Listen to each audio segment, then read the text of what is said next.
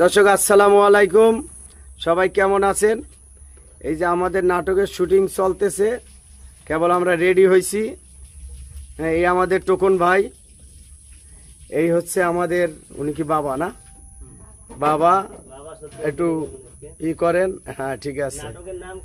নাটকের নামটা এটা সিক্রেট রাখলাম, আপনাদের পরে বলবো, এখন বলবো না। এই হচ্ছে আমাদের মেইন যে ডাইরেক্টর, নাটকের নাম হইলো বলদপোলা।